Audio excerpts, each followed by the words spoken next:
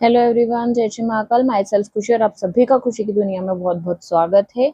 और ये है हमारा लेक्चर नंबर 8 और इसमें हम पढ़ने वाले हैं 1857 का रिवॉल्ट। आपने अगर इससे पहले की वीडियोस देखी होगी तो आपको ये पता तो चल गया होगा कि ये हम हिस्ट्री पढ़ रहे हैं, इंडियन हिस्ट्री पढ़ रहे हैं, जो कि है हमारा मेंस के लिए पेपर फर्स्ट पार्ट ए के अंदर, जिसमें भी हम यूनिट नंबर पढ़ रहे हैं अभी 3।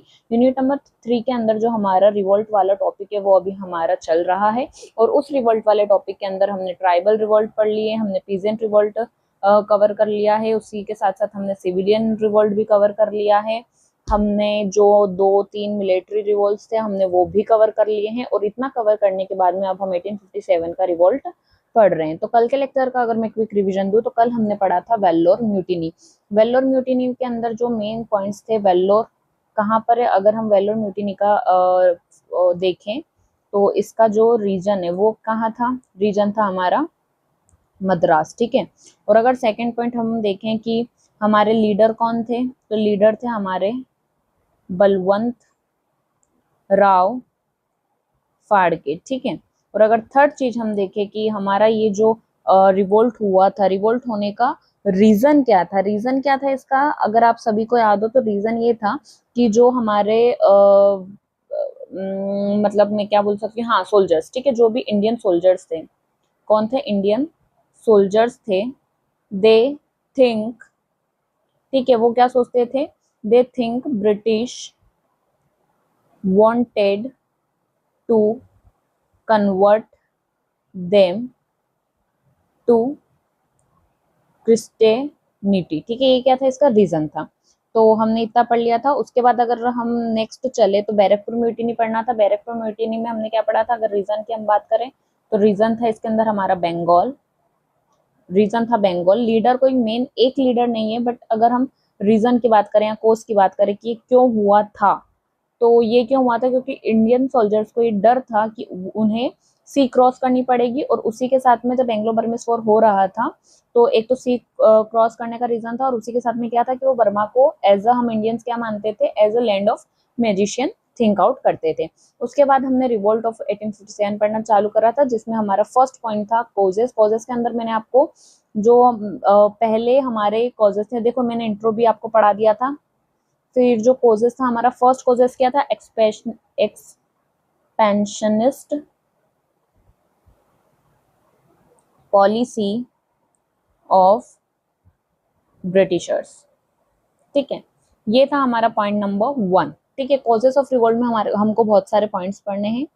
फॉर एग्जाम्पल मान लीजिए अगर हम कुछ इस तरह से लिखते हैं, कॉजेस ऑफ 1857 रिवोल्ट। ठीक है, अगर हम कुछ इस प्रकार से लिखते हैं तो हमारे कॉजेस में क्या आ जाएगा, फर्स्ट है एक्सपांशन पॉलिसी, सेकंड है हमारा सोशल कोस, थर्ड है इकोनॉमिक कोस, फोर्थ है रिलीजियस कोस, उसी के साथ में फिफ्थ है हमारा मिलिट्री कोस, एंड देन हमको और क्या पढ़ना है, इमीडिएट कोस। ठीक है, तो ये ऐसे हम हमारे 1 2 3 4 5 6 कोर्सेज हमने मतलब मैं आपको यहाँ पर पढ़ाऊंगी। इसी के साथ में एक आधा कोर्स और है जो हम एड ऑन कर सकते हैं, तो इस तरह से हमारे 6-7 कोर्सेज हो जाएंगे। अगर 7 मार्कर में आता है तो हमको इन्हीं कोर्स को लिखना है, उस टाइम पर आप हेडिंग मत डालिएगा, डायरेक्ट पॉइंट्स लिखिएगा। लेकिन अगर 11 मार्क में अगर ये क्वेश्चन आता है तो हम पहले तो 2 लाइन का अच्छे से इंट्रोडक्शन लिख देंगे, देन ऐसे इस तरह से हम हेडिंग्स डाल डाल के इनको अंदर एक्सप्लेन कर देंगे, और फिर उसके बाद में थोड़ा सा कंक्लूजन लिखकर वो क्वेश्चन को फिनिश करेंगे। ठीक है, तो ठीक है, मैंने आपको कल तक कहाँ तक के कोर्स बता दिए थे, एक्सपांशन पॉलिसी बता दी थी। एक्सपांशन पॉलिसी में मैंने आपको 2 चीजें पढ़ाई थी। फर्स्ट पढ़ाया था सब्सिडरी अलायंस, जो कौन लेकर आए थे, जो लेकर आए थे हमारे वेलेस्ली। उसके बाद मैंने आपको डॉक्ट्राइन ऑफ लैप्स बताया था, जो कौन लेकर आए थे, डल होजी। ठीक है, तो ये दोनों जो पॉलिसीज थे इससे बहुत ज्यादा परेशान हो गए थे हमारे इंडियन रूलर्स, और दैट्स वाई उन्होंने क्या कर दिया था, रिवोल्ट कर दिया था। मैंने उन्हीं दोनों पॉलिसीज को थोड़ा सा एक्सप्लेन कर दिया, जैसे कि सतारा, जयपुर, संबलपुर, भगत, उदयपुर, झांसी एंड नागपुर को क्या करा था, डलहौजी ने डॉक्ट्राइन ऑफ लैप्स के तहत हड़प लिया था। उसी के साथ में अगर डॉक्ट्राइन ऑफ लेप्स और सब्सिडियरी अलायंस के बाहर अगर हम कुछ और एग्जाम्पल देना चाहें तो हम अवध का एग्जाम्पल दे सकते हैं। देन हम नाना साहेब का एग्जाम्पल भी दे सकते हैं, ठीक है। बहादुर शाह जफर का एग्जाम्पल भी दे सकते हैं कि ब्रिटिशर्स ने क्या सोचा था कि बहादुर शाह जफर को हम क्या करेंगे, उनसे उनके राइट्स और अथॉरिटी छीन लेंगे। अब आते हैं हमारे आज का टॉपिक, हमारा यहाँ से स्टार्ट होने वाला है। अभी तक मैंने आपको क्विक रिवीजन करवाया था कि हमने कल के लेक्चर में क्या क्या पढ़ा था। तो जो कल का मेरा लेक्चर था वो था 1857 के रिवोल्ट का पार्ट 1 और ये है आज हमारा 1857 रिवोल्ट का पार्ट नंबर 2। कम से कम हम 4-5 पार्ट में 1857 का रिवोल्ट कवर करने वाले हैं। तो आने वाली अभी और क्लासेस रहेंगी जिसमें हम ये पूरा कवर करेंगे, क्योंकि एक बहुत इंपॉर्टेंट टॉपिक हो जाता है। देखो, दिन ज्यादा दो, क्लासेस ज्यादा लो, लेकिन अगर कोई इंपॉर्टेंट टॉपिक है जहां से हर बार क्वेश्चन बनता ही बनता है, तो वो चीज को एक ही बार में ऐसा पढ़ो कि एकदम क्लियर हो जाए चीजें, ठीक है। बार बार थोड़ा थोड़ा पढ़ने से अच्छा है कि एक बार में उसको अच्छे से पढ़ लो। तो चलिए इकोनॉमिक कॉजेज स्टार्ट करते हैं हम। The economic exploitation of Indians by the company also become a major cause of the revolt। हम सभी को पता है कि जो भी इकोनॉमिक एक्सप्लॉयटेशन कर रहे थे ब्रिटिशर्स इंडियन के ऊपर, वो एक बहुत बड़ा कारण बना रिवोल्ट का। Upon arriving in India, British began destroying cottage industries and exploiting Indians. Company द्वारा भारतीयों का आर्थिक शोषण विद्रोह का एक महत्वपूर्ण कारण बन गया। भारत में पहुंचने पर अंग्रेजों ने कुटीर उद्योगों को नष्ट करना और भारतीयों का शोषण करना प्रारंभ कर दिया। अब देखिए, कॉटेज इंडस्ट्रीज क्या होती थी, मैं अगर आपको अच्छे से बताऊं तो हमारे इंडिया में पहले क्या होता था कि हैंडीक्राफ्ट इंडस्ट्रीज बहुत चलती थी, ठीक है। हैंडीक्राफ्ट इंडस्ट्री बहुत चलती थी, मतलब लोग अपने हाथों से कपड़ा बनाते थे, अपने हाथों से उन्हें बेचते थे, मतलब हाथों से बेचते थे इन द सेंस वो है कि बना कर बेचते थे, ठीक है। हैंडमेड चीजें होती थी पहले, मतलब इंडस्ट्रीज नहीं थी हमारे यहाँ पर। मशीनरी का इतना नहीं था, हम हाथों से ही सब कुछ मतलब क्रिएट करते थे और बेचते थे, ठीक है। लेकिन ब्रिटिशर्स के आने से क्या हुआ, ब्रिटिशर्स के आने से उन्होंने मशीनरी इंडस्ट्री, कैसी मशीनरी बेस्ड इंडस्ट्रीज को क्या कर दिया, स्टेब्लिश कर दिया। अब जो कपड़े, जो धागा हम इंडियन लोग हैंड से बनाते थे, घर पे बनाते थे, तो उसकी मार्केट प्राइस भी ज्यादा होती थी। अब अगर वही कपड़ा इंडस्ट्री में बन रहा है, मशीन के थ्रू बन रहा है, तो वो क्या होगा, सस्ता होगा। तो अगर वो सस्ता होगा और ब्रिटिशर्स इंडिया में लाकर सस्ता माल बेचेंगे, वो भी अच्छा, तो क्या होगा, ज्यादा से ज्यादा जनता क्या चाहेगी कि हम वही माल खरीदें। तो ब्रिटिशर्स ने आते से सबसे पहले हमारी जो कॉटेज इंडस्ट्रीज थी ना, उनको डिस्ट्रॉय करा, उनको एक्सप्लोइट करा, ठीक है।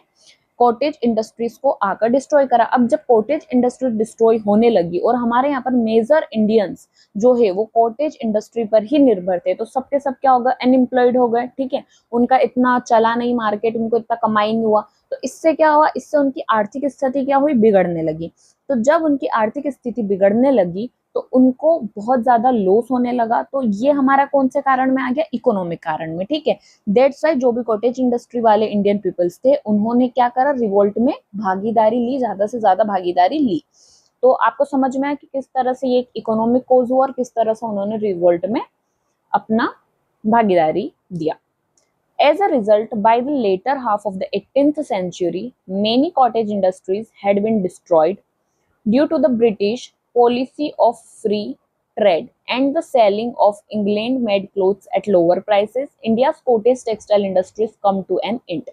मैंने आपको ये अभी अच्छे से समझा दिया है, एक बार आप इसको रेड कर लेना। हिंदी में मैं और पढ़ लेती हूँ। मैंने अभी जो आपको चीजें समझाई है ना कि किस तरह से कॉटेज टेक्सटाइल इंडस्ट्रीज इंडिया में एंड हो गई, क्यों एंड हुई, क्योंकि ब्रिटिशर्स ने इंग्लैंड मेड क्लॉथ यानी मशीनरी में बने क्लॉथों को बेचना चालू कर दिया, और जो कि सस्ते भी थे और किफायती भी थे, ठीक है। फिर परिणाम स्वरूप 18वीं शताब्दी के उत्तरार्ध तक कई कुटीर उद्योग समाप्त हो गए थे। ब्रिटिश मुक्त व्यापार की नीति और इंग्लैंड में निर्मित कपड़ों को कम कीमतों पर बेचने के कारण भारत का कुटीर कपड़ा उद्योग समाप्त हो गया, ठीक है। Next, the company also established a monopoly over trade and commerce. अब देखो, जो हमारी ईस्ट इंडिया कंपनी आई थी उसको क्या मिल गया था, उसको मोनोपोली मिली थी ट्रेड करने की, इंडिया के अंदर मोनोपोली ऑफ ट्रेड, ठीक है। आप सभी को पता है कि जो 1857 का रिवोल्ट हुआ था उससे पहले हमारे यहाँ पर इंग्लैंड का क्राउन नहीं था, यानी direct rule of England parliament का रूल नहीं था। हमारे यहाँ पर जो रूल कर रही थी वो थी हमारी ईस्ट इंडिया कंपनी, जो कि एक कंपनी थी जो कि भारत में आई ही व्यापार के लिए थी। तो ट्रेड पर उनको क्या मिल गई थी, मोनोपोली मिल गई थी। आपको इतना तो पता ही है, ठीक है। The adverse effect of the British governments economic policy fail upon India's farmer, artisan, craftsman, landlords, there condition become extremely miserable. अब देखो, जैसे ही ट्रेड कॉमर्स की मतलब ट्रेड कॉमर्स की जो कंपनी को मोनोपोली मिली, तो मैंने वही बताया कि वो उन्होंने मशीनरी के कपड़े लाकर यहाँ पर बेचने लगे। उसी के साथ साथ ऐसा नहीं कि सिर्फ कपड़े कपड़े, तो मैं सिर्फ आपको एक एग्जांपल दे रही हूँ, बट ऐसी बहुत सारी चीजें थी जो इंग्लैंड से ला लाकर वो यहाँ बेचते थे, और मतलब कम दाम में या फिर सस्ते, या फिर यहाँ पर ही उन्होंने बहुत सारी इंडस्ट्रीज ओपन कर दी थी कि यहाँ पर ही मशीनरी के थ्रू काम चले और वो सामान मशीनरी के थ्रू वो भेजे। तो उससे क्या हुआ, उससे जो हमारे इंडिया के आर्टिशियंस थे, क्राफ्ट्समैन थे, लैंडलॉर्ड्स थे, मतलब हमारे इंडिया के जो कारीगर थे, शिल्पकार थे, और जितने भी जमींदार थे, उन पर बहुत गहरा असर पड़ा था। जमींदार पर असर कैसे पड़ेगा और फार्मर पर कैसे असर पड़ेगा, जैसे कि आप सभी को पता है कि जो इंडिगो फार्मिंग आपने सुना होगा, या फिर आप आगे अगर नहीं सुना हो तो आगे आप पढ़ेंगे। इंडिगो फार्मिंग का बोल दिया गया था, यानी जो हमारे इंडिया के फार्मर्स थे वो अगर फूड ग्रेन का एग्रीकल्चर करते थे, तो एक सिस्टम लाई इंडिगो फार्मिंग का हमारी ब्रिटिश गवर्नमेंट, उन्होंने ऐसा बोला कि आधे से ज्यादा, मतलब तिहाई, अगर 1/4, मतलब अगर जैसे खेत है, खेत के अगर 4 हिस्से करें तो 3 हिस्से में जो है ना वो नील की फार्मिंग होगी, ठीक है। सिर्फ ये एक हिस्से में आप आपकी जो फार्मिंग करना चाहो वो कर सकते हो, बाकी 3 हिस्से में नील की फार्मिंग होगी। इससे क्या हुआ, नील की फार्मिंग वो करने लगे। अब नील की फार्मिंग जब वो करना स्टार्ट हुआ है ना, तो अब इसमें क्या होता था कि जमीन भी थोड़ी खराब होती थी, और जो प्रोडक्शन होता था उसका उन्हें इतना लाभ भी नहीं मिलता था। और जैसे ही मशीनरी और इनका इंट्रोडक्शन हुआ ना, पहले नील की फार्मिंग मतलब ये रंग बनाने में यूज होता था नील, ठीक है, और जैसे ही आर्टिफिशियल रंग इंडस्ट्री के थ्रू बनने लगे, तो जो नील फार्मिंग करने वाले फार्मर्स थे वो बहुत ज्यादा लॉस में चले गए थे, ठीक है, तो उनको बहुत ज्यादा नुकसान हुआ। ये मैं आपको ना एग्जांपल्स दे रही हूँ कि किस तरह से हर एक फील्ड में नुकसान हुआ। तो इस तरह से इंडिया फार्मर्स को नुकसान हुआ, ठीक है। लैंडलॉर्ड्स को कैसे नुकसान होगा, जैसे जो भी एग्रीकल्चर का जमींदारी सिस्टम में जो भी एग्रीकल्चर करता है, जो भी फार्मर्स है, उनके जितने भी खेत है, तो लैंडलॉर्ड्स क्या करते थे, वहां से टैक्स कलेक्ट करते थे। अब ब्रिटिशर्स ने टैक्स इतना ज्यादा बढ़ा दिया था कि हमारे इंडियन फार्मर्स इतना टैक्स पे कर ही नहीं सकते थे, तो बहुत बार क्या करते थे कि वो टैक्स पे नहीं कर पाते थे, जिससे टैक्स अगर वो पे नहीं कर पाएंगे, और ब्रिटिशर्स किसके पास जाते थे, लैंडलॉर्ड्स के पास जाते थे टैक्स के लिए। तो लैंडलॉर्ड्स जब टैक्स नहीं दे पाते थे तो उनको भी क्या फायदा होगा, कुछ नहीं। तो दैट्स वाई लैंडलॉर्ड्स भी परेशान हो चुके थे। मतलब आप ना बारीकी से चीजें समझो, खुद भी समझने लगोगे ना तो आपको अच्छे से समझ आएगी। Many land owners become impoverished in Bombay alone. 20,000 estates were confiscated by the Inam Commission. The lands of many talukdars of Awadh were also snatched away. The company even seized tax-free lands that had been held for centuries. कई भूस्वामी गरीब हो गए। केवल बंबई में ही इनाम आयोग द्वारा 20,000 जागीरें जब्त की गई। देखो, ब्रिटिशर्स ने एक कमीशन बनाया था, इनाम कमीशन। इनाम कमीशन का काम था कि जितनी भी जागीर से, यानी जो भी रूलर्स अगर किसी को कोई भी जागीर देकर गए, जो एंसेस्ट्रल प्रॉपर्टी है किसी की, जो कभी ना कभी उनके एंसेस्टर्स को दी गई थी, फ्री में दी गई थी, या फिर जागीर थी, तो जागीरों का क्या होता था, जागीर का जो टैक्स होता था वो वहाँ का जो जागीरदार होता था उसको जाते थे। बट इनाम कमीशन को इंट्रोड्यूस करा गया ब्रिटिशर्स के द्वारा, और उस इनाम कमीशन ने बहुत सारी जागीरें ऐसी जो जागीरदार की थी उन जागीरदारों से ले लेकर और ब्रिटिशर्स को दी कि हाँ ये इतनी इतनी जमीनें ये अब उनसे लेकर और किसको दी जाएगी, ब्रिटिशर्स को, ठीक है। तो इससे क्या हुआ, जो वहाँ के जागीरदार थे, जो वहाँ के लैंड ओनर्स थे, उनको बहुत ज्यादा क्रोध आया, आक्रोश आया, और उन्होंने भी क्या करा, रिवोल्ट में पार्टिसिपेशन करा, ठीक है।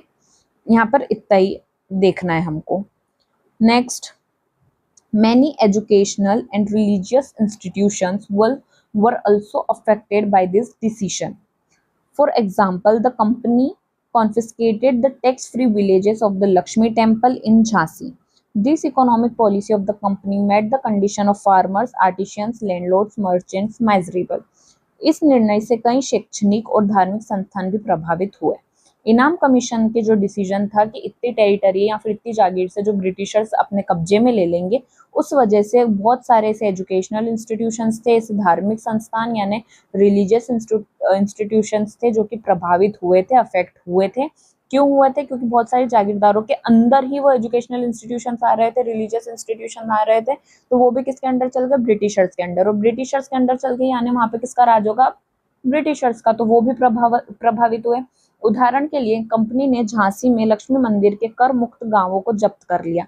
अब देखो झांसी के अंदर, जैसे अगर मैं आपको एक उदाहरण दूं कि किस तरह से रिलीजियस इंस्टीट्यूशंस प्रभावित हुए, तो झांसी के अंदर क्या था? एक टेम्पल था जिसका नाम था लक्ष्मी टेम्पल। वो लक्ष्मी टेम्पल के आसपास का जो भी विलेज था वो कैसा था? टैक्स फ्री था। ठीक है, टैक्स फ्री था। वहां के जो जितने भी घर थे उस विलेज के अंदर वो टैक्स नहीं पे करते थे। बट कंपनी ने क्या करा? इसको भी अपने अंडर ले लिया, तो अब वहां के लोगों को भी क्या करना पड़ेगा? टैक्स पे करना पड़ेगा। तो उस वजह से क्या हुआ? वहां के लोगों को क्रोध आया। कंपनी की इस आर्थिक नीति ने किसानों, कारीगरों, जमींदारों और व्यापारियों की हालत दयनीय बना दी। In fact, the economic exploitation of India affected all sections of society and filled them with a sense of discontent. वास्तव में filled them with a sense of discontent. ठीक है, वास्तव में भारत में आर्थिक शोषण ने समाज के सभी वर्गों को प्रभावित किया और उनमें असंतोष की भावना पैदा कर दी। आई होप सो आपको इकोनॉमिक कॉजेज बहुत अच्छे से समझ में आ गए होंगे कि किस तरह से हमारे ब्रिटिशर्स ने इकोनॉमिकली डिससेटिस्फेक्शन दिया। सेटिस्फेक्शन तो नहीं दिया बट डिससेटिस्फेक्शन जरूर दिया हमारे इंडियंस को। ठीक है, मैं अगर इन शॉर्ट आपको इकोनॉमिक कॉजेस बताना चाहूँ कि इकोनॉमिक कॉजेस हमारे क्या क्या है, तो आप क्या क्या लिखोगे? एक बार खुद थिंक आउट करो कि जैसे ही हमारे इकोनॉमिक कॉज आया तो इकोनॉमिक कॉज में हम क्या क्या लिखेंगे। ठीक है, economic causes first, second, third, मतलब कुछ भी 1 2 3 3 पॉइंट ही बताओ, मतलब खुद सोच के देखो कि हम क्या क्या लिखने वाले हैं। तो सबसे पहले तो यहाँ पर क्या हुआ? Britishers destroyed cottage industries. ठीक है, फर्स्ट पॉइंट तो हमारा ये हो गया। इसके साथ हमने और क्या पढ़ा इकोनॉमिक कॉजेस में? एक तो कॉटेज इंडस्ट्रीज को बहुत ज्यादा नुकसान हो गया था इकोनॉमिकली। सेकेंड क्या हो गया था? दे टुक अवे जागीर्स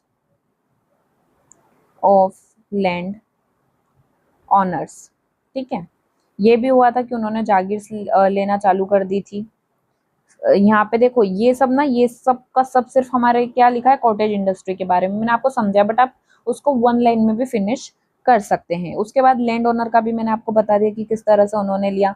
उसके बाद हम क्या लिखेंगे? उसके बाद हम लिख सकते हैं जो लक्ष्मी टेम्पल का एग्जाम्पल है हम वो यहाँ पर पुट डाउन कर सकते हैं कि हाँ ये एग्जाम्पल है, पुट इन कर सकते हैं। ठीक है, फिर इसके अलावा हम और क्या लिख सकते हैं? यहाँ पर अगर हम एक और चीज लिखना चाहें तो taluqdars of Awadh were also snatched away the company even seized tax-free lands that had been held for century। ये हम लिख चुके हैं। फिर company also established a monopoly over trade and commerce। ये एक पॉइंट हम अच्छा लिख सकते हैं कि company established monopoly over trade and commerce। अब नेक्स्ट कोर्स है हमारा धार्मिक कारण, रिलीजियस कोर्स। अब देखो रिलीजियस कोर्स में क्या हमको पढ़ना है, मैं आपको एक बार रीड कर देती हूँ पहले। Religious course also played a significant role in the revolt of 1857 AD. The activities of Christian missionaries in India contributed to the increase in discontent। अब देखो रिलीजन पे सबसे ज्यादा असर अगर ब्रिटिशर्स के थ्रू होगा तो वो काय पे होगा? क्रिश्चियनिटी पे। मतलब क्रिश्चियंस थे ब्रिटिशर्स, तो जो क्रिश्चियन मिशनरीज आए थे कहाँ से? ब्रिटिश से। और आपको बता दूं कि 1813 का जो चार्टर एक्ट था, आप सभी को पता होगा कि चार्टर एक्ट बनते थे हर बोला जाता हर मतलब 20 साल 30 साल के अंदर एक चार्टर एक्ट आता था। ठीक है, तो वो क्या होता था 1813 का जो चार्टर एक्ट था ना, तो उसमें क्रिश्चियन मिशनरीज को अलाउ कर दिया गया था इंडिया में कि वो इंडिया में आ सकते हैं और अपने जो रिलीजन है उसको प्रोपोगेट कर सकते हैं। ठीक है, तो क्रिश्चियन मिशनरीज इंडिया में आने लगे और अपने जो रिलीजन है, अपने रिलीजन की जो भी विशेषता है वो क्या करने लगे, प्रोपोगेट करने लगे थे। इतना आपको समझ में आ गया। सन 1857 के विद्रोह में धार्मिक कारणों ने एक महत्वपूर्ण भूमिका निभाई। भारत में ईसाई मिशनरियों की गतिविधियों ने असंतोष को बढ़ाने में योगदान दिया। Both the clergy and the educated class in missionary schools used to openly criticize Indian religions. The mission were also inducing Indians to convert their religion by offering various temptations. Missionary विद्यालयों में धर्मगुरु और शिक्षित वर्ग दोनों को ही भारतीय धर्मों की स्पष्ट आलोचना करते थे। मिशनरी संस्थाएं विभिन्न प्रलोभनों के माध्यम से भारतीयों को धर्म परिवर्तन के लिए प्रेरित कर रही थी। अब देखो क्या हुआ कि जितने भी हमारे मिशनरी स्कूल्स थे, मिशनरी स्कूल्स यानी क्रिश्चियनिटी के, ठीक है, मतलब क्रिश्चियन स्कूल्स जितने भी थे, तो उसमें क्या होने लगा था, क्रिश्चियन स्कूल्स में क्या होने लगा था कि वहां पर अपने धर्म को, क्रिश्चियनिटी को तो बहुत अच्छा बताते थे और हमारा जो इंडियन रिलीजन है ना उसको बहुत क्रिटिसाइज करते थे, उसकी बहुत ज्यादा आलोचना करते थे। यानी वो बच्चों में ही ऐसी शिक्षा दे रहे, बच्चों को ही इस तरह से एजुकेट कर रहे हैं कि आपका जो इंडियन रिलीजन है वो बहुत ही ज्यादा खराब है और जो हमारा क्रिश्चियनिटी है वो बहुत ज्यादा अच्छा है। इस तरह से वो करने लगे, ठीक है, स्कूल्स में इस तरह से उनका स्टार्ट हो गया करना। अब ये तो स्कूल्स की बात हो गई। अब स्कूल्स के बाहर क्या होता था, बाहर जितने भी क्रिश्चियन लोग होते थे या फिर जितने भी मिशनरीज होते थे वो क्या करते थे, इंडियंस को बार बार इस चीज के लिए बोलते थे कि वो अपनी सेल्फ को कन्वर्ट कर ले उनके रिलीजन में, ठीक है, मतलब इंडियन रिलीजन को छोड़कर और क्रिश्चियन रिलीजन में अपने आप को कन्वर्ट कर ले। और उसके लिए वो उनको बहुत सारे टेम्पटेशंस देते थे। टेम्पटेशंस देना मतलब क्या होता है, प्रलोभनों के माध्यम से, प्रलोभन, ठीक है, मतलब उन्हें बहुत सारी ऐसी क्या बोल सकते हैं हम, फायदे की बात करते थे कि अगर आप ऐसा कर लोगे, अगर आपने मतलब क्रिश्चियनिटी में अपने आप को परिवर्तन कर लिया तो हम आपको ये देंगे, मतलब जिस चीज की उनके पास कमी होती थी, जिसके पास पैसे की कमी उनको पैसों का लालच देते थे, जिसके पास जॉब की कमी उनको जॉब का लालच देते थे, मतलब जिस जिस इंसान के पास में कोई कमी थी कि हाँ हम इसको इस कमी को अगर इनकी दूर कर देंगे तो ये क्या करेंगे, अपना रिलीजन चेंज कर लेंगे। तो इस तरह से वो क्या करते थे, प्रलोभन के कारण सब लोगों को देते थे, लालच देते थे और उनसे बोलते थे कि आप आपका रिलीजन क्या करो, चेंज कर लो। तो एक ये कारण हो गया, ठीक है। यानी अगर हम रिलीजियस कोर्स की बात करें तो हमारे रिलीजियस कोर्स में सबसे पहला कारण क्या है, क्रिश्चियन मिशनरीज, ठीक है, Christian missionaries. Next, those who accepted Christianity were given government jobs. मैंने अभी आपको बताया था कि जॉब वालों को जॉब का लालच देते थे। Not only this, Bentinck enacted a law ensuring that those who converted to Christianity would also get a share in their ancestral property. अब देखो यहाँ पे ना हमारा जो इंडियन रिलीजन था, इंडियन रिलीजन में क्या लिखा हुआ था कि अगर कोई भी फादर है और उसका सन है, ठीक है, अगर ये सन रियल है, उसी का है, तो वो एंसेस्ट्रल प्रॉपर्टी का हकदार होगा। ये हमारे इंडियन रिलीजन के हिसाब से है। बट अगर इस फादर का सन क्या होगा, एडॉप्टेड होगा, तो ये जो एंसेस्ट्रल प्रॉपर्टी है ये सन को नहीं जाएगी, ठीक है।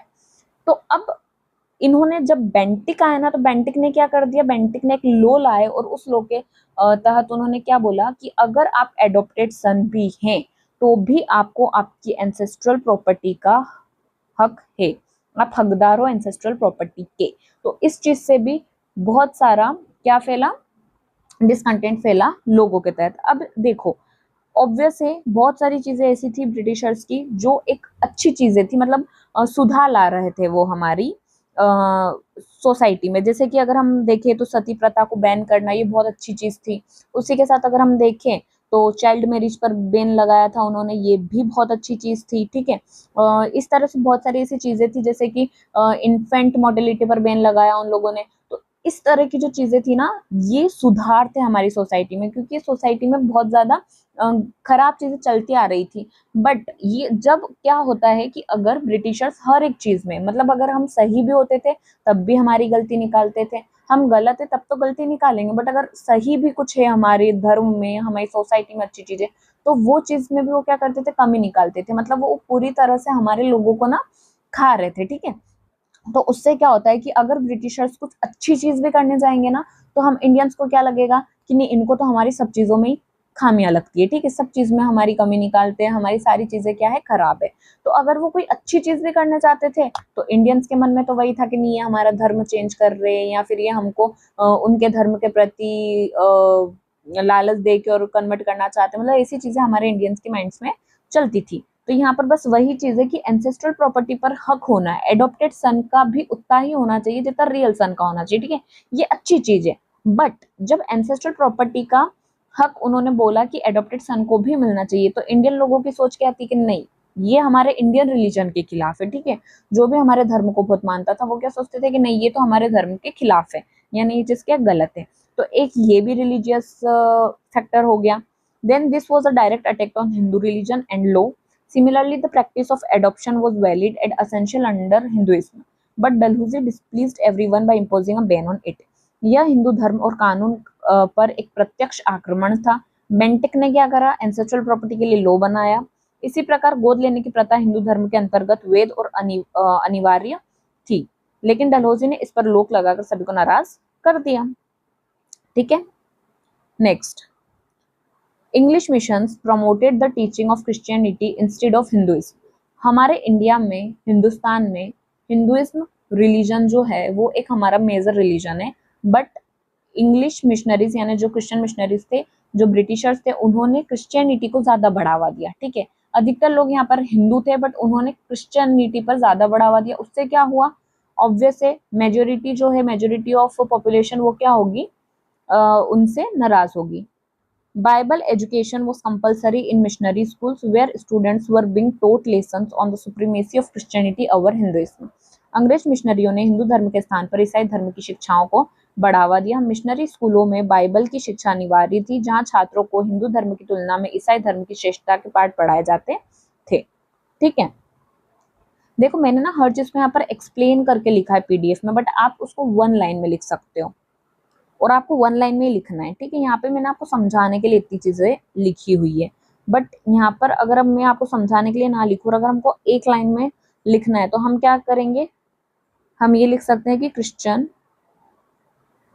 मिशनरीज कन्वर्टेड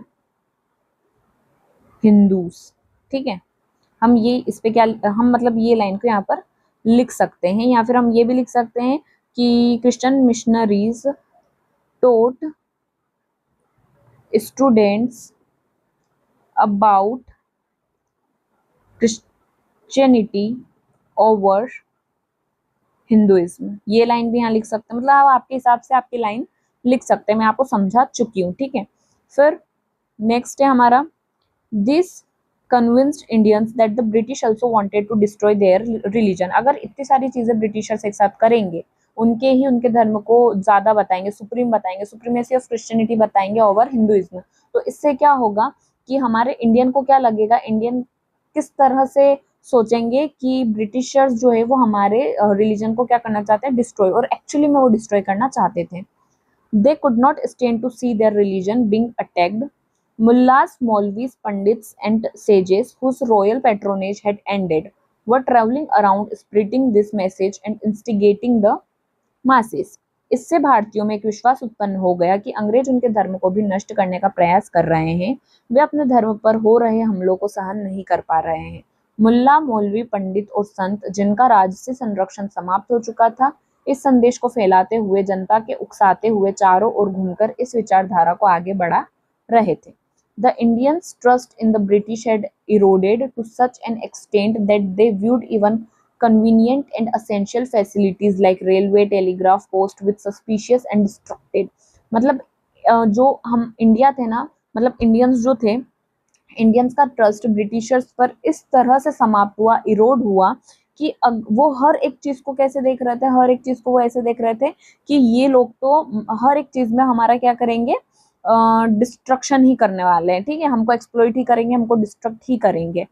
जैसे कि अगर वो रेलवे या टेलीग्राफ या पोस्ट ऐसी अच्छी अच्छी चीजें भी अगर इंट्रोड्यूस कर रहे थे ना इंडिया में, तो भी हम लोग उसको ना सस्पिशियस व्यू से देख रहे थे, ठीक है, सस्पिशियस निगाहों से देख रहे थे।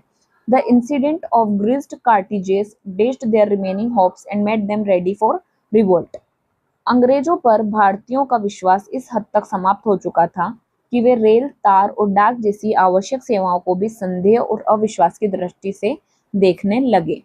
चिकनाए लगे कारतूसों की घटना ने उनकी शेष उम्मीदों को नष्ट कर दिया और उन्हें विद्रोह के लिए प्रेरित कर दिया। अब ये ग्रिस्ट कार्टिजस का क्या सिस्टम है वो मैं आपको जब मिलिट्री कोर्स बताऊंगी ना वहां पर समझाऊंगी। तो इस टाइप से हमारे रिलीजियस कोर्स भी कंप्लीट हो गए। ठीक है, रिलीजियस कोर्स क्या हो गए, कंप्लीट हो गए। फर्स्ट क्या था, कन्वर्जन टू क्रिश्चियनिटी, फिर criticism of Hinduism, then supremacy, मतलब they try to establish supremacy of Christianity over Hinduism. इन पॉइंट्स में से आप कुछ भी आपके हिसाब से पॉइंट्स लिख सकते हो। ठीक है, ये हो गया। फिर इसके अलावा हमने क्या पढ़ा, इसके अलावा हमने पढ़ा प्रमोटेड टीचिंग ऑफ क्रिश्चियनिटी। ठीक है, promote education about Christianity.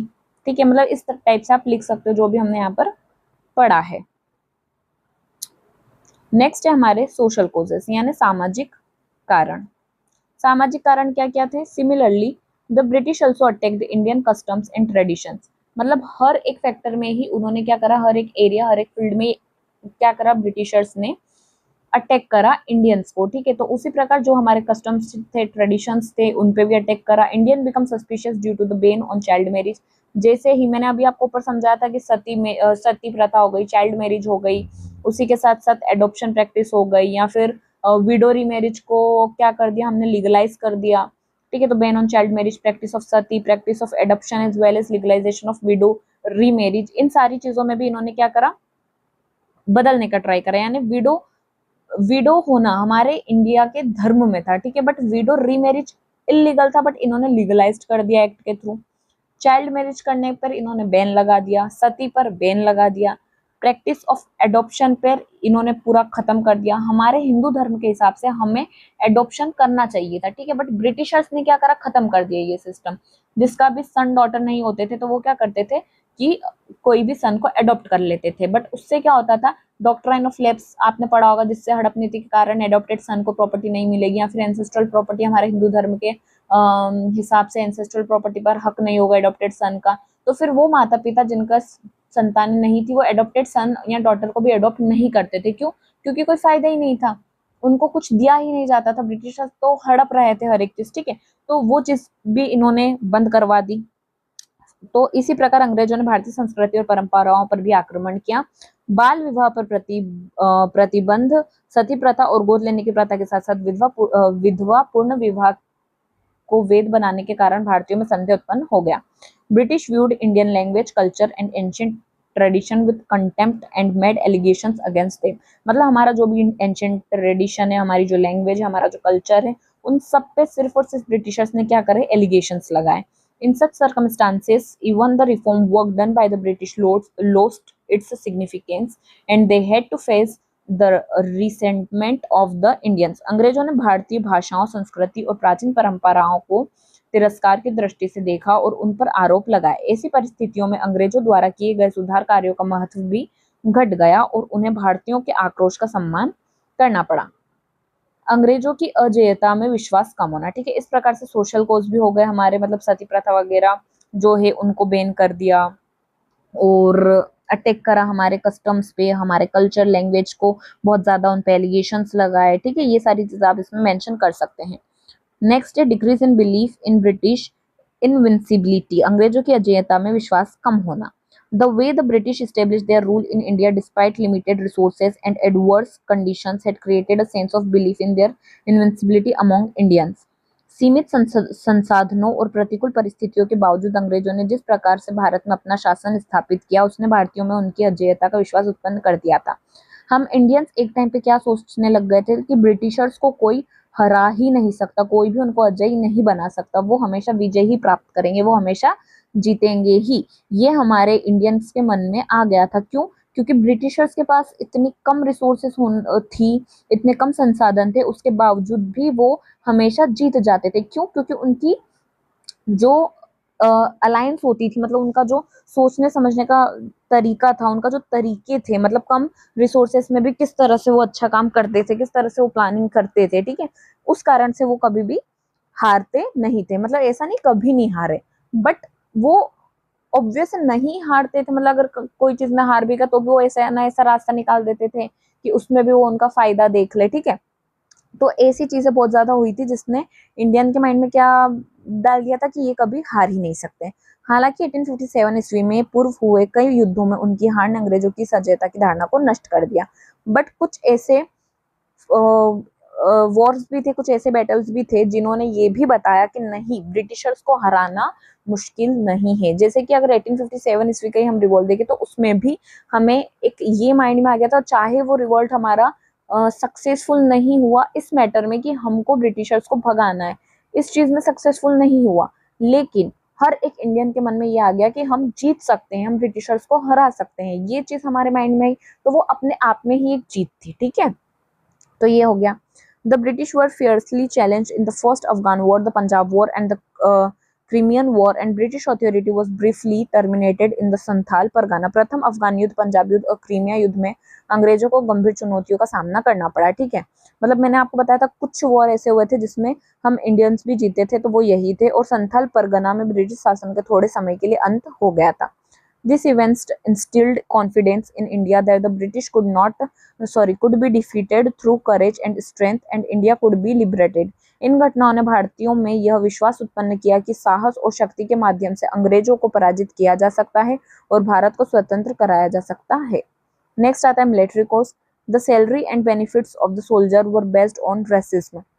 Racism का मतलब क्या हुआ कि जातिवाद पर आधार कर दिया गया था सैनिकों के वेतन और भत्ते, यानी इंडियन सोल्जर्स को उसी काम का कम वेतन भत्ता मिलेगा, बट अगर वहीं ब्रिटिश सोल्जर है तो उसको उसी काम का वेतन भत्ता ज्यादा मिलेगा। अब सो ऑब्वियस है कि अगर दोनों बराबर है, दोनों बराबर काम कर रहे हैं, इंडियन भी और ब्रिटिशर्स भी, तो दोनों की सैलरी और क्या होना चाहिए, बराबर होना चाहिए, बट बराबर नहीं थी। दैट्स वाई जो सोल्जर्स थे उनके मन में भी आक्रोश आया। Lord Canning implemented the General Service Enlistment Act in 1856 AD. अब लॉर्ड कैनिंग ने क्या करा, एक एक्ट बनाया जिसे उन्होंने पास करवाया। 1856 का ये एक्ट था सर्विस इनलिस्टमेंट एक्ट, ठीक है। उसमें ऐसी बहुत सारी चीजें लिखी हुई थी जातिवाद के ऊपर। Indian soldiers reacted in protest against this. Indian soldier ने क्या करा, इसके लिए रिएक्ट करा इस चीज पर और प्रोटेस्ट स्टार्ट कर दिया। Above all these soldiers were also a part of civil life and they merely expressed the discontent of the common people. भारतीय सैनिकों ने इसके खिलाफ प्रतिक्रिया दी, अतः ये सैनिक भी नागरिक जीवन का हिस्सा थे और उन्होंने केवल आम लोगों की असंतोष की अभिव्यक्ति की, ठीक है। तो ये भी एक मिलिट्री कोर्स हो सकता है यहाँ पर। उसके अलावा इमीडिएट कोर्स क्या था वो मैं अब आपको समझाती हूँ, ये इंपॉर्टेंट है। ऐसी परिस्थितियों में कंपनी सरकार ने जनवरी 1857 ईस्वी से पुरानी ब्राउन बेस बंदूक, देखो पहले की जो बंदूक थी ना जिसको हम बोलते थे ओल्ड ब्राउन बेस बंदूक, ठीक है, तो उसमें क्या हुआ, ओल्ड ब्राउन बेस गन जो थी उसकी जगह अंग्रेजों ने इनफील्ड राइफल को इंट्रोड्यूस कर दिया, ठीक है। कंपनी गवर्नमेंट ने क्या करा, ओल्ड ब्राउन बेस गन की जगह क्या करा, जो हमारी इनफील्ड राइफल थी उसका उपयोग चालू करवा दिया। राइफल में प्रयुक्त कारतूसों को दांतों से काटकर निकालना पड़ता था। बंगाल सेना में यह अफवाह फैल गई कि कारतूसों को गाय और सुअर की चर्बी मिली हुई है। The cartridges used in the rifle had to bitten off with teeth. A rumour spread in the Bengal army that this cartridges contains cow and pig fat. अब क्या होता था बंदूक में, बंदूक में ऐसी कार्टिजेस लगी हुई रहती थी, कारतूस लगी हुई रहती थी। इस कारतूस के अंदर ही हमारा बारूद, हमारी गोलियां भरी हुई रहती थी, और इस कारतूस का जो ढक्कन है ना, वो ढक्कन हमारे इंडियंस को मुंह से निकालना पड़ता था। कैसे? मुंह से निकालना पड़ता था। तो ये जो कार्टिजेस है, ये जो कारतूस है, इसको ये माना गया था, बंगाल में ये अफवाह फैल गई थी कि इसको कारतूस को काय से बनाया जाता है, गाय और सुअर की चर्बी से बनाया जाता है, ठीक है। गाय हमारे लिए हिंदू धर्म के हिसाब से, हिंदुओं के लिए गाय बहुत ही पायस है, प्रीशियस है, तो दैट्स वाई हम इसके खिलाफ थे कि नहीं, हम ऐसे कैसे इसको मुंह लगा सकते हैं। और जो मोमेडियन से जो मुसलमान है ना, उनके लिए जो सुअर है वो एक ऐसी चीज हो जाता है कि सुअर का वो नाम भी नहीं लेते। वो ऐसा सोचते हैं कि हम सुअर का नाम लेंगे तो ये बहुत गलत चीज है, ठीक है। तो सुअरों का क्या होता था, नाम भी नहीं लेते थे। तो जब वो सुअर का नाम भी लेना पसंद नहीं करते थे, तो वो ये चीज कैसे एक्सेप्ट करेंगे कि अगर कोई कारतूस सुअर की चर्बी से बनी हुई है, सुअर की चर्बी मिलाकर बनी हुई है, तो हम उसे क्यों मुंह लगाएं, ठीक है। तो ये इमीडिएट कारण बन चुका था, मतलब इसकी वजह से क्या हुआ, ये तत्कालीन कारण था जिसकी वजह से विद्रोह जल्दी स्टार्ट हो गया, ठीक है। तो ये इमीडिएट कोज हो गया। This caused immense resentment among Hindu and Muslim soldiers. They became convinced that the government was hell bent on corrupting their religion. इससे हिंदू और मुस्लिम सैनिकों ने भारी आक्रोश पैदा हुआ। उन्हें यकीन हो गया कि सरकार उनके धर्म को भ्रष्ट करने पर तुली हुई है। This incident set fire to that part for which the wood had already been collected. इस घटना ने उस हिस्से में आग लगा दी जिसके लिए लकड़ी पहले से ही एकत्रित की गई थी, ठीक है। यानी इसका मतलब क्या हुआ, ये जो सेंटेंस यहाँ लिखा हुआ है कि उस हिस्से में आग लगा दी जिससे लकड़ी पहले एकत्रित की गई हुई थी, यानी 1857 का रिवोल्ट जो था, मैं अभी आपको आगे, जैसे ये हमारा नेक्स्ट टॉपिक होने वाला ऑर्गेनाइजेशन ऑफ द रिवॉल्यूशन, उसमें मैं आपको बताऊंगी कि ये रिवॉल्यूशन ऑर्गेनाइज था और कैसे था, ठीक है। तो जब 1857 के रिवोल्ट को ऑर्गेनाइज करा गया था, बट जैसे ही इमीडिएट कोज हुआ तो उस वजह से क्या हुआ कि जिन लकड़ियों में हमें आग लगाई थी, मतलब जो लकड़ियां एकत्रित की गई थी जिस काम के लिए, उसमें आग पहले ही लगा दी गई, ठीक है। तो ये यहाँ पर लिखा हुआ है। लोग कहने लगे कि कंपनी औरंगजेब की भूमिका में है और सैनिकों को शिवाजी बनना होगा। लोग क्या नारे लगाने लगे कि कंपनी कैसी है, औरंगजेब जैसी है, और जो सैनिक है, हम सैनिकों को शिवाजी बनना होगा। इसलिए सेना ने अपने धर्म की रक्षा करने का दृढ़ संकल्प लिया। इसी के साथ हमारे जो कोजेस है वो खत्म होते हैं और ऑर्गेनाइजेशन ऑफ द रिवॉल्यूशन में आपको कल के लेक्चर में पढ़ाऊंगी। तो मैं यहाँ पे आपको देखो द रिवॉल्यूशन ऑफ 1857 में हमारा क्या हो गया, इंट्रोडक्शन कंप्लीट हो गया है। इंट्रोडक्शन हम पढ़ चुके हैं, उसी के साथ में जो कारण है, जो कोजेस है, वो भी मैं आपको कंप्लीट करवा चुकी हूँ। कल के लेक्चर में हम ऑर्गेनाइजेशन ऑफ रिवॉल्यूशन समझेंगे, यानी ये जो रिवॉल्यूशन था ये किस तरह से ऑर्गेनाइज हुआ था, किस तरह से आगे बढ़ा, ये सारी चीजें हम करके लेक्चर में क्या करने वाले हैं, समझने वाले हैं। तो अगर आपको ये वीडियो अच्छी लगे तो प्लीज इसे लाइक करें, शेयर करें और मेरे चैनल को सब्सक्राइब करना ना भूले। Thank you very much.